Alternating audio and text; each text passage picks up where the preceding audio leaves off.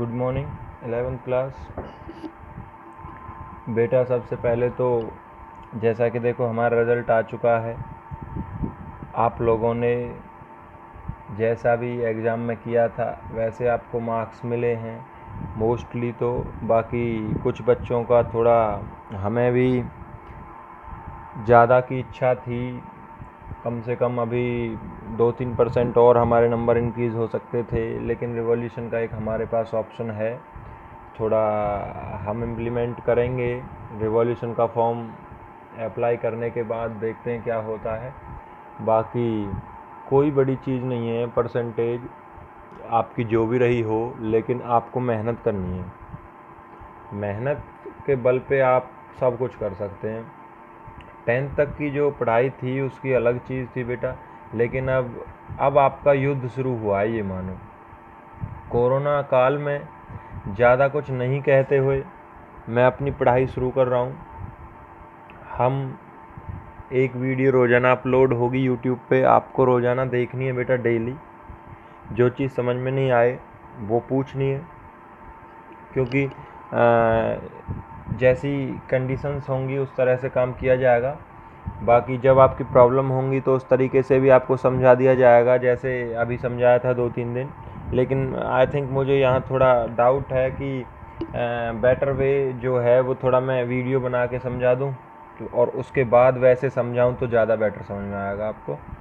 तो मैं फिर से हाइड्रोजन से शुरुआत करता हूँ, जहाँ मैंने वैसे समझा दिया है। जहाँ भी आपकी कोई क्वेरी हो वो मेरे को फिर से पूछ लेनी है।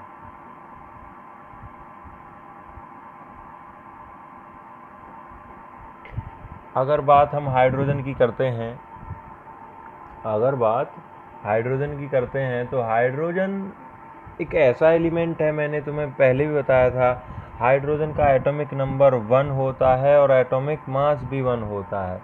हाइड्रोजन का एटॉमिक वेट भी 1 होता है और एटॉमिक नंबर भी 1 होता है। हाइड्रोजन एक ऐसा एलिमेंट है पूरी पीरियोडिक टेबल में जो कि हमें कहीं ना कहीं एक नई चीज़ की तरफ धकेलता रहेगा।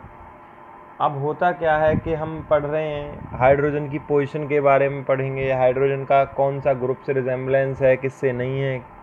तो ये सारी चीज़ें हमें इसमें पढ़नी होंगी। हाइड्रोजन की बात करें, सिंबल किससे रिप्रेजेंट करते हैं बेटा हम? H से। What is the atomic weight? 1। What is the atomic number? 1। अब अगर देखा जाए तो एलोट्रोपिक फॉर्म की बात करें, आइसोट्रोपिक फॉर्म की बात करें, आइसोटॉप्स कौन कौन से होते हैं इसके? प्रोटियम, ड्यूट्रियम और ट्रीटियम। 1H1, 1H2, 1H3, ये कौन सी फॉर्म है? आइसोट्रोपिक फॉर्म है। आइसोट्रोपिक फॉर्म्स, जो आइसोट्रोपिक फॉर्म है वो कौन कौन सी हैं? 1H1, 1H2, 1H3। तो ये जो फॉर्म है ये आइसोट्रोपिक फॉर्म है। अब हमें अगर इनके नंबर ऑफ न्यूट्रॉन्स की बात करी जाए, नंबर ऑफ इलेक्ट्रॉन्स की बात करी जाए, तो atomic number is equal to the number of electron और प्रोटॉन। लेकिन नंबर ऑफ न्यूट्रॉन की बात करें तो एटॉमिक वेट माइनस में एटॉमिक नंबर, जो हमारे पास नंबर ऑफ न्यूट्रॉन्स की वैल्यू होगी वो क्या होगी? Atomic weight minus atomic number. Atomic weight क्या है, एटॉमिक नंबर क्या है? एटॉमिक वेट को अगर बेटा हम मान के चलें तो एटॉमिक वेट जो है हमारा, अगर इसके लिए कहें तो हम 1 - 1 = 0। तो इसमें नंबर ऑफ न्यूट्रॉन की जो वैल्यू होगी वो 0 होगी, इसमें 1 होगी और इसमें 2 होगी। अब unique position of hydrogen the periodic table हम पढ़ेंगे। हाइड्रोजन की जो यूनिक प्रॉपर्टीज़ हैं, क्या है पहला कंसेप्ट? यही इसमें मेन कंसेप्ट है, unique position. Unique position of hydrogen in the periodic table.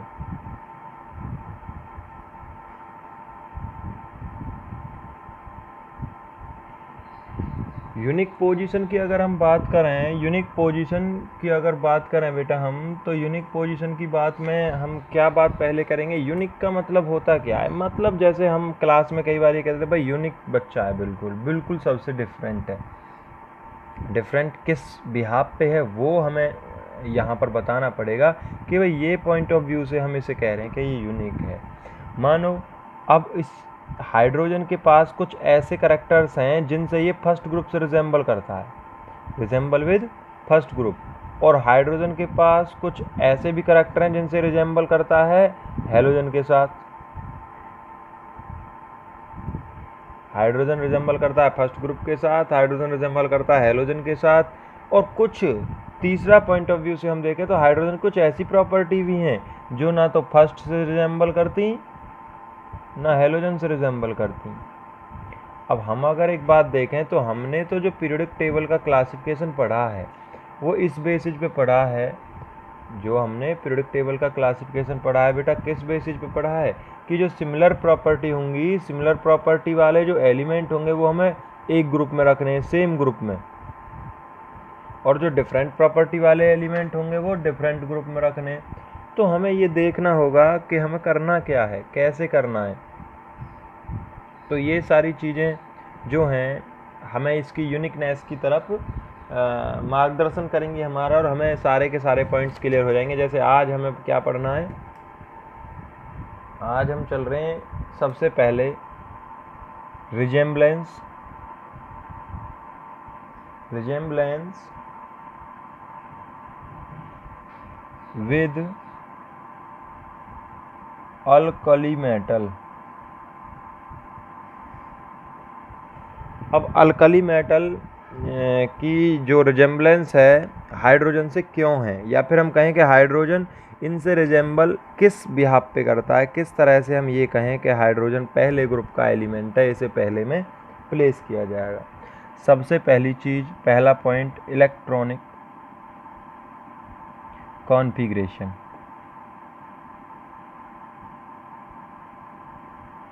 दूसरी बड़ी चीज़ इलेक्ट्रो पॉजिटिव करैक्टर। तीसरी बड़ी चीज़ ऑक्सीडेशन स्टेट।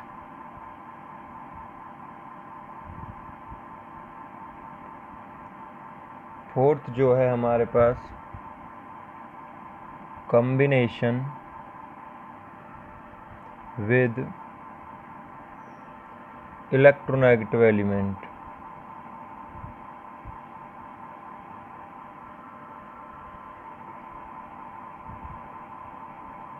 और you can say non metal. Fifth point है हमारे पास लिबरेशन एट एनोड।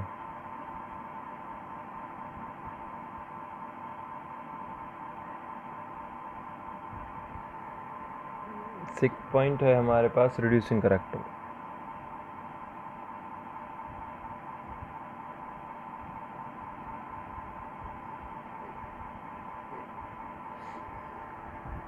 अगर देखा जाए इलेक्ट्रॉनिक कॉन्फ़िगरेशन की ओर, तो इलेक्ट्रॉनिक कॉन्फ़िगरेशन में अगर हम कहें पहले पॉइंट को एक्सप्लेन करना है हमें, तो अगर हम हाइड्रोजन का इलेक्ट्रॉनिक कॉन्फ़िगरेशन देखें तो क्या होगा 1s1।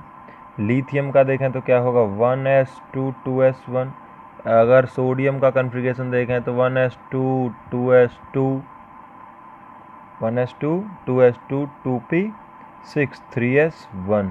मेरा कहने का मतलब ये है जैसे लिथियम में 1, सोडियम में लास्ट में जो सब सेल है उसमें 3s1, ऐसे ही हाइड्रोजन में भी 1s1 है। ये चीज़ जो हमारी सेल है, डाउन द ग्रुप जब जा रहे हैं तो सेल की वैल्यू तो बढ़ रही है, प्रिंसिपल क्वांटम नंबर तो बढ़ रहा है, लेकिन हमारे पास क्या चीज़ें सेम हैं, हमारे पास ये जो नंबर ऑफ इलेक्ट्रॉन्स हैं लास्ट सब सेल में, एक तो बात रही कि ये एस ब्लॉक एलिमेंट है, दूसरा हम ग्रुप नंबर कैसे निकालेंगे कि ये सारे के सारे पहले ग्रुप के ही एलिमेंट है, 1s1 2s1 3s1, तो हम ग्रुप नंबर ऐसे ही तो कैलकुलेट करते हैं। अब बात आती है इलेक्ट्रो पॉजिटिव करैक्टर। पहला पॉइंट क्लियर हो गया कि जैसे हाइड्रोजन लिथियम और सोडियम इलेक्ट्रॉनिक कॉन्फ़िगरेशन शो करते हैं वैसे ही हाइड्रोजन भी शो करता है।